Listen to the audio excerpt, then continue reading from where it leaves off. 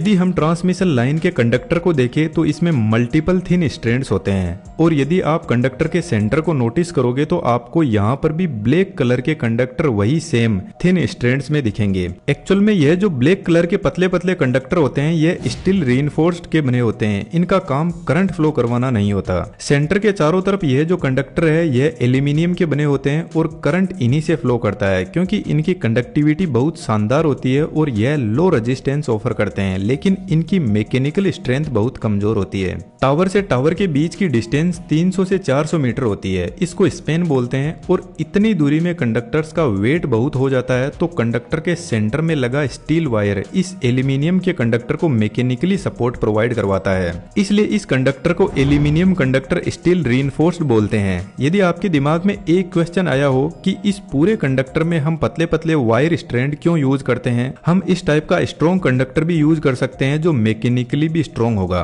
तो इसके पीछे एक बड़ा रीजन है। यदि हम 765 केवी की लाइन की बात करें तो इस लाइन का वोल्टेज एक्सट्रीमली हाई है और जैसे जैसे वोल्टेज बढ़ता है वैसे वैसे जो करंट का फ्लो है वह कंडक्टर के आउटर स्पेस की तरफ जाने लगता है। यानी 765 केवी लाइन में कंडक्टर का डायामीटर 3.5 सेंटीमीटर होता है और करंट सिर्फ और सिर्फ 0.6 मिलीमीटर ही इस कंडक्टर के अंदर तक आ पाएगा। यानी कंडक्टर के 99% एरिया में करंट का फ्लो होगा ही नहीं। इसी को स्किन इफेक्ट बोलते हैं। अब आउटर सरफेस में ज्यादा करंट फ्लो हो रहा है तो इसका टेम्परेचर बढ़ने लगेगा और टेम्परेचर की वजह से पावर लॉस होने लगती है। तो इस प्रॉब्लम से बचने के लिए छोटे छोटे वायर स्ट्रैंड्स बनाए जाते हैं जिसकी वजह से करंट का फ्लो पूरे कंडक्टर से यूनिफॉर्मली होने की कोशिश करता है, लेकिन फिर भी स्किन इफेक्ट पूरी तरह से खत्म नहीं होता है। अब एल्यूमिनियम के साथ में एक प्रॉब्लम है, यह थर्मल एक्सपेंशन बहुत ज्यादा करता है, यानी गर्मियों में ज्यादा एक्सपेंड करता है। इसकी वजह से एक टावर से दूसरे टावर के बीच में कंडक्टर का ऐसा झूला सा बन जाता है जिसको सैग बोलते हैं। सैग टेंशन के इनवर्स प्रपोजन में होता है, यानी जैसे जैसे कंडक्टर में टेंशन बढ़ेगा वैसे वैसे वायर टाइट होता जाएगा। लेकिन सर्दियों में इन कंडक्टर्स के बीच में अपने आप टेंशन क्रिएट होने लगता है।